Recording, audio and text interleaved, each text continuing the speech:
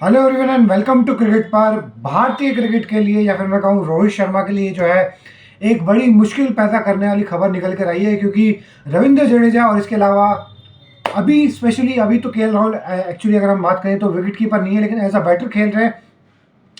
रविंद्र जडेजा और केएल राहुल जो है सेकंड टेस्ट के लिए बाहर हो चुके हैं, जो कि दूसरी तारीख से जो है विशाखापट्टनम में शुरू होना था, वाइजैक में।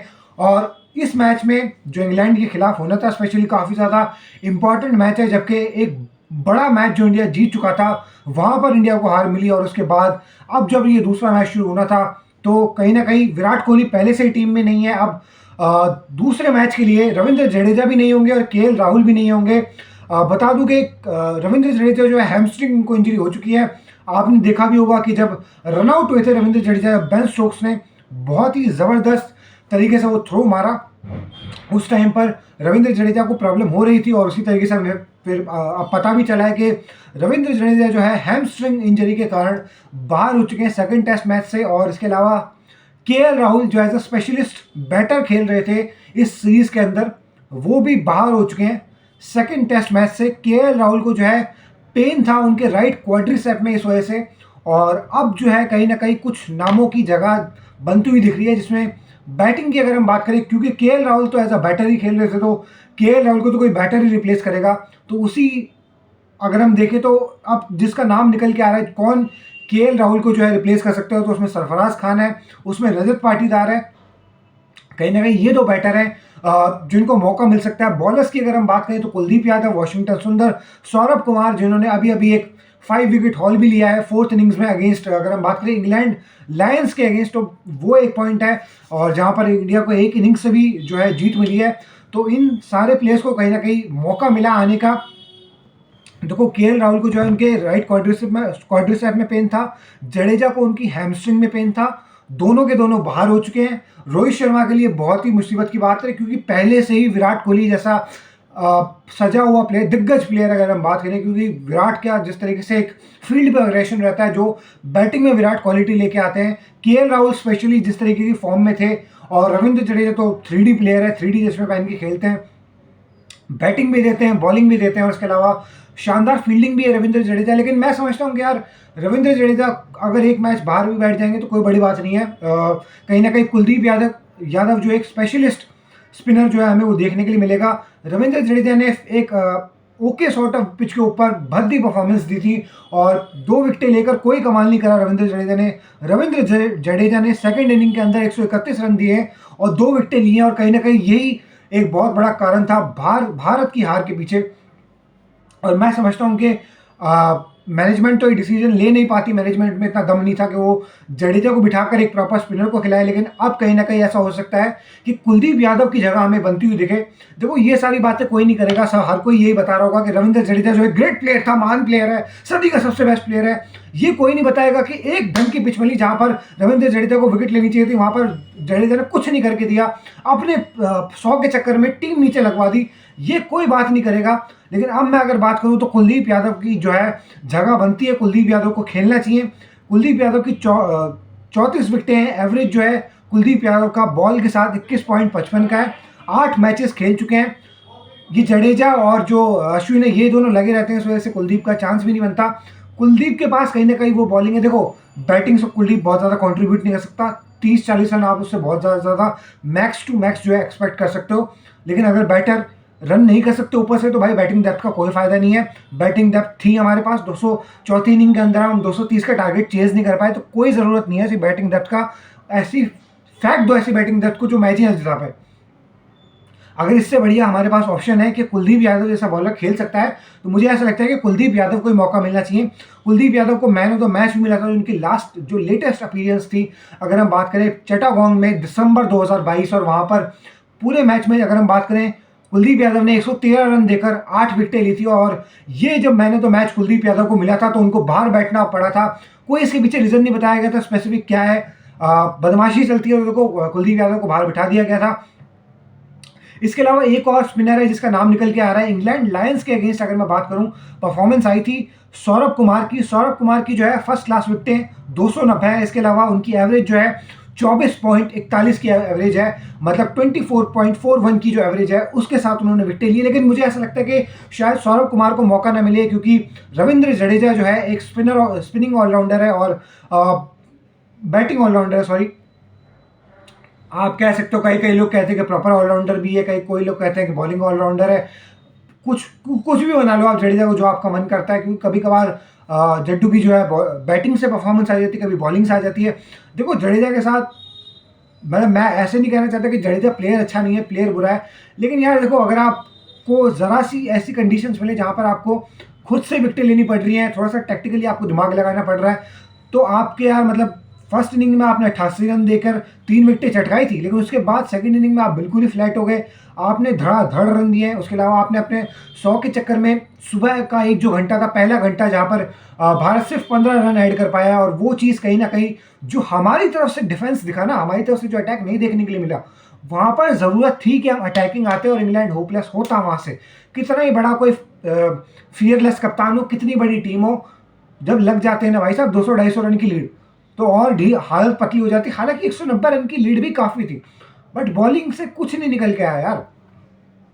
इसलिए मैं समझता हूँ कि कुलदीप यादव कहीं ना कहीं इनका नाम ऊपर आता है। इसके अलावा जो है रजत पाटीदार ही खेलेंगे ऑब्वियसली, क्योंकि विराट का रिप्लेसमेंट जो थे वो रजत पाटीदार थे, और अब केएल राहुल भी नहीं है, फर्स्टली उनको ही ऐड किया गया था, तो रजत पाटीदार जो है खेलते हुए दिखेंगे। अच्छा है, रजत पाटीदार ने भी जब 50 पे 6 हो गए थे इंडिया के इंग्लैंड लायंस के अगेंस्ट, तो वहां पर 151 बॉल्स पे 150 समथिंग, 158 बॉल्स पे समथिंग 150 रन उन्होंने किए थे, और बड़ी क्रूशियल नॉक खेली थी, अटैकिंग नॉक खेली थी।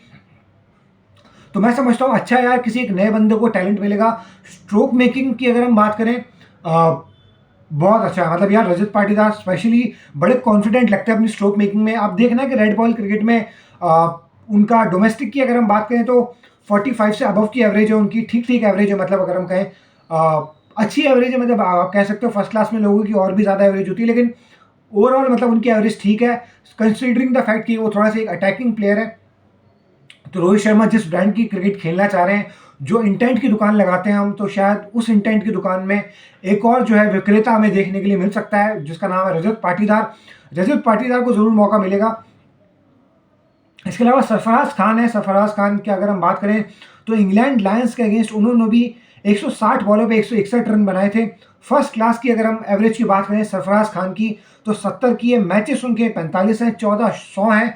मुझे नहीं लगता है कि यार अभी भी सरफराज खान को मौका मिलेगा, क्योंकि रजत पाटीदार जो है उनको पहले लाया गया था, तो उनका ही एज विराट के अगर वो रिप्लेसमेंट आ रहे हैं स्क्वाड के अंदर, तो मुझे लगता है कि रजत पाटीदार को ही मौका मिलेगा। और शायद अभी मैनेजमेंट का अब ऐड कर लिया गया, अगर मैं बात करूं तो middle order batsman obviously Sarfaraz Khan को ऐड कर लिया गया है। इसके अलावा अगर हम बात करें लेफ्ट आर्म स्पिनर है सौरभ कुमार। अच्छा, सौरभ कुमार को ये स्लीव नहीं डालेंगे, क्योंकि अभी जडेजा को जो है अगर अच्छी परफॉर्मेंस दिखा दी सौरभ कुमार ने, तो कहीं वो एक हम कहते हैं ना कि अटक ना जाए वो टीम में, क्योंकि जडेजा की दोबारा से जगह बनानी है। इसके अलावा वॉशिंगटन सुंदर है। वॉशिंगटन सुंदर की अगर हम बात करें तो पिछले 4 मैचों की तो 3 उनके 50 है। बैटिंग के साथ उनकी एवरेज बहुत ही अच्छी है, 66.25 की उनकी एवरेज है। अगर हम बैटिंग के साथ बात करें, हाँ बॉलिंग में उनकी सिर्फ 6 विकेटें हैं। एवरेज जो है एक टॉप क्लास बैटर का उनका बॉलिंग के साथ, बॉलिंग वाला एवरेज जो है उनका टॉप क्लास बैटर वाला है। 49.83 का एवरेज है वॉशिंगटन सुंदर का बॉलिंग एवरेज की मैं बात कर रहा हूं, जहां पर उनकी बैटिंग एवरेज की बात करें तो 66.25 की है। देखते हैं, देखो इंडिया के लिए एक तो रोहित शर्मा के लिए और बहुत ज़्यादा मुश्किलें बढ़ चुकी हैं, क्योंकि पहले ही एक एक्सपीरियंस प्लेयर जो है विराट कोहली जैसा नहीं है। विराट कोहली अब टेबल के ऊपर क्या लेकर आते हैं कोई बताने की ज़रूरत नहीं है।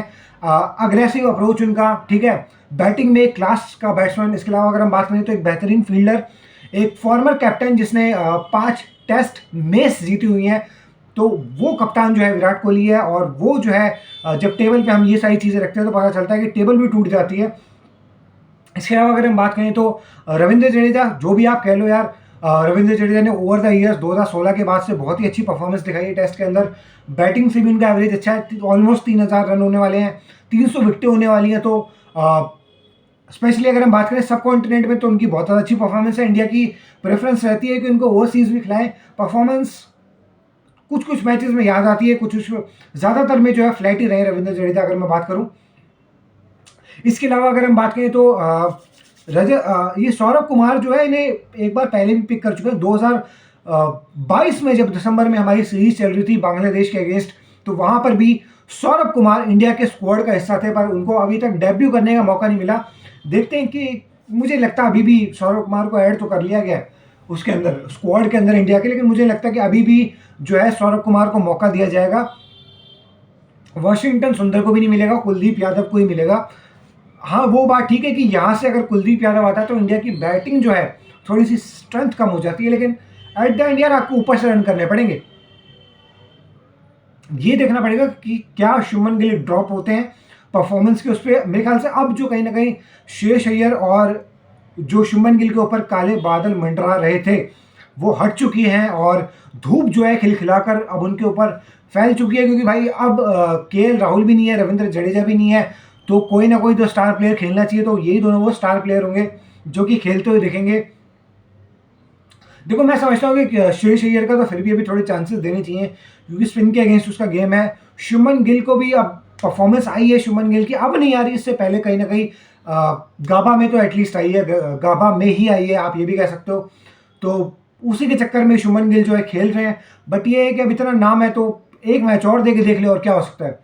परफॉर्म तो गिल के अंदर पोटेंशियल तो है, बट जिस हिसाब से गिल इन कंडीशंस के अंदर हार्ड हैंड्स के साथ एक स्टबन अप्रोच दिखता है कि यार, या तो आप जब मोमेंटम को तोड़ देते हो जब आप आते हो, और या फिर जो है आप आते ही आउट हो जाते हो, तो वो सारी चीज़ें जो है मतलब 3 नंबर के ऊपर एटलीस्ट एक बैट्समैन होना चाहिए जो कि स्टेबिलिटी दे टीम को। किसी भी फॉर्मेट की अगर हम बात करें, 3 नंबर के प्लेयर की बहुत ज़्यादा इंपॉर्टेंस होती है, क्योंकि जब ऊपर से विकेट गिरती है तो स्टेबिलिटी आपको ही देनी होती है, स्पेशली जब दोनों ओपनर सस्ते में लौट जाए। अब ये देखना है कि जायसवाल, रोहित शर्मा, शुभमन गिल, श्रेयस अय्यर, इनके ऊपर बैटिंग का थोड़ा सा और जिम्मा पड़ेगा, specially in the absence of KL Rahul and Ravindra Jadeja, क्योंकि ये दोनों बैटिंग से भी कंट्रीब्यूट कर सकते हैं और करा है, प्रीवियस मैच के अंदर ही करा है। रविंद्र जडेजा ने जो है 87 रन बनाए थे, केएल राहुल ने 86 रन बनाए थे फर्स्ट इनिंग के अंदर, वो वाला पॉइंट है। तो अब ये देखना है कि अगर रजत पाटीदार आते हैं तो रजत पाटीदार किस तरीके से उनकी परफॉर्मेंस रहती है। स्पेशली केएल राहुल का ना अभी एक पैच चलना शुरू हुआ था जहां पर केएल राहुल के रन आ रहे थे। साउथ अफ्रीका वाले दौरे में भी एक 100 आया था, और यहाँ पर भी फर्स्ट इनिंग में जब उन्होंने 86 रन बनाए थे तो काफ़ी कंफर्टेबल लग रहे थे केएल राहुल, और अनटिल दैट वो हाफ ट्रैकर पड़ी थी टॉम आर्टली की और लंबा मारने के चक्कर में गए केएल राहुल और वहाँ पर आउट हो गए। लेकिन उससे पहले अगर हम देखें तो केएल राहुल मतलब काफ़ी रन्स भी आ रहे थे उनके, बड़ा लेट भी खेल रहे थे, बड़ा अपने एक जोन में जाकर खेल रहे थे जहाँ पर अच्छा लगा, देख कर पता चल रहा था कि यार केएल राहुल को समझ में आ रहा है कि इन कंडीशंस में मुझे अडेप्ट करके खेलना कैसे, वो वाला पॉइंट है। इसके अलावा अगर हम बात करें तो हाँ, सौरभ कुमार का मैं बताया था, तो सौरभ कुमार ने सेकंड इनिंग्स में 5 विकेट हॉल लिया था इंडिया ए की तरफ से खेलते हुए, जब इंडिया ए ने इंग्लैंड लायंस के ऊपर एक इनिंग्स की विक्ट्री जो थी हासिल करी थी। इसके अलावा अगर हम बात करें तो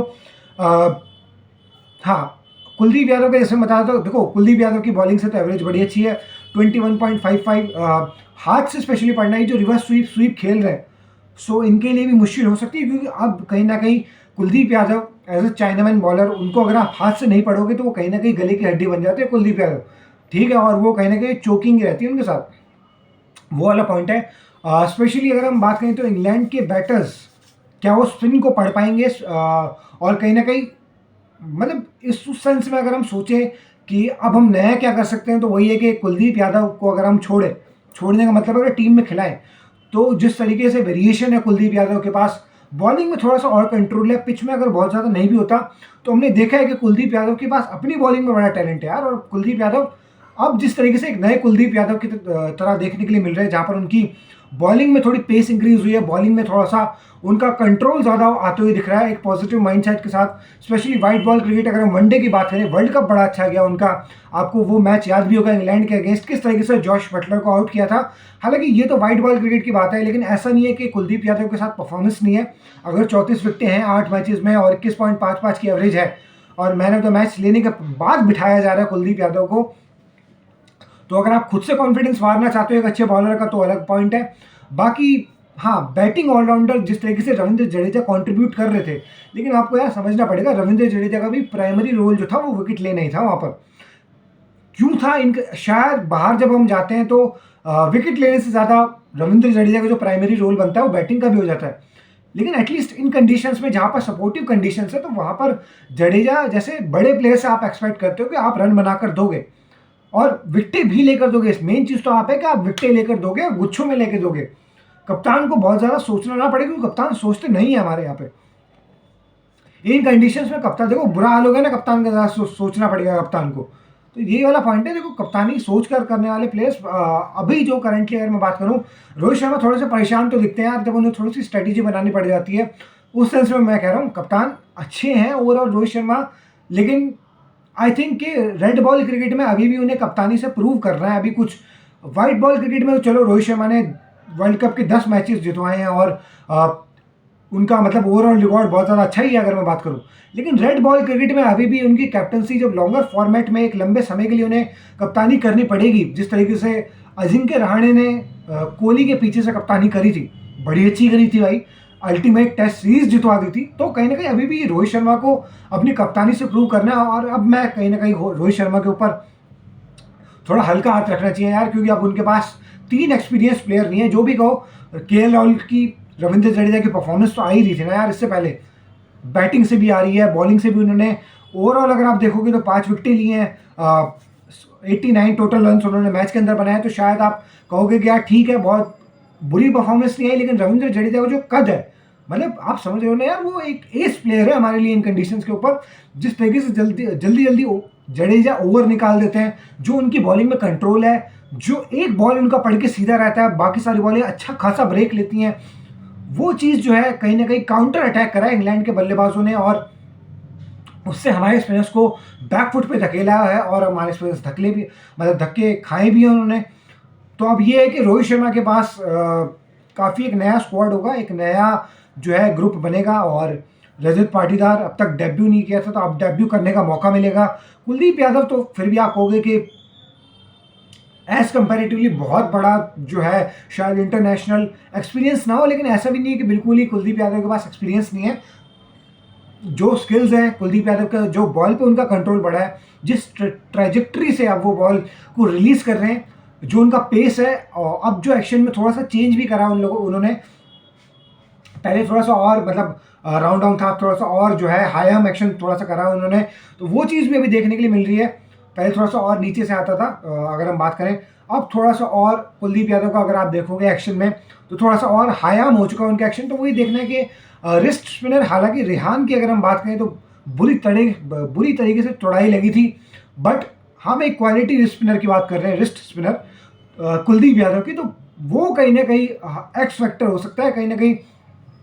क्योंकि मुझे याद है इंग्लैंड के खिलाफ ही जब T20 की सीरीज चल रही थी, वाइट बॉल क्रिकेट हो रही थी हमारी उनके साथ, और कुलदीप यादव जब टूर में गए थे, इंडिया टूर ऑफ इंग्लैंड पे, तो बड़ा परेशान करा था कुलदीप यादव ने इंग्लैंड के बैटर को, समझ में नहीं, मतलब पिक नहीं कर पा रहे होते वो हाथ से। सो कहीं ना कहीं उनके लिए भी एक चैलेंज रहेगा कि अब अगर कुलदीप यादव खेलते हैं तो उनको हाथ से पिक करना। और कुलदीप यादव सिर्फ कंडीशंस के मोहताज नहीं है, क्योंकि उनके पास जनरली मतलब जो वेरिएशन होनी चाहिए स्पिनर की बॉलिंग में, वो दिखता है हमें कि कुलदीप यादव वेरिएशंस के ऊपर भी जा सकते हैं, और उनका कंट्रोल के साथ जो उनका एक पड़ के अंदर आता है राइट आर्म को बॉल, राइट हैंडेड बैट्समैन को बॉल, और उसके अगेंस्ट मतलब रिवर्स स्वीप खेलना या स्वीप खेलना अगर हम बात करें मुश्किल रहेगा। क्योंकि देखो अश्विन और जडेजा फिर भी एक फिंगर स्पिनर है, अश्विन के पास फिर भी वैरायटी है, रविंद्र जडेजा के पास बहुत ज़्यादा कोई वैरायटी नहीं है।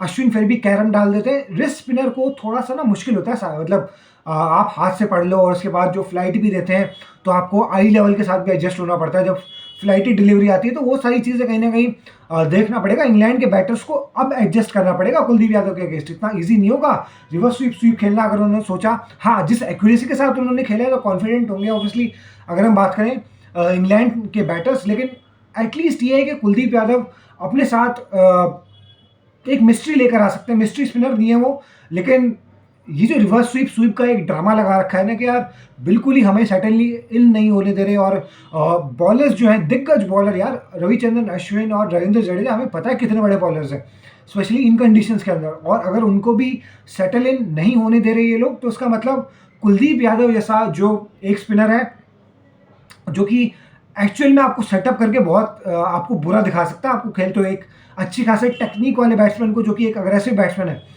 उस जैसे बैट्समैन को भी मतलब आपको पता है कि कुलदीप यादव फिर भद्दा लगता हुआ दिखा सकता है। तो वो सारी चीज़ें देखनी होंगी बाकी ये था गाइस इस वीडियो में। अगर आपको वीडियो पसंद आई हो तो वीडियो को लाइक कर दीजिएगा, चैनल को सब्सक्राइब कर दीजिएगा एंड वीडियो को शेयर कर दीजिएगा। मिलते हैं आपके साथ नेक्स्ट वीडियो में। Thank you.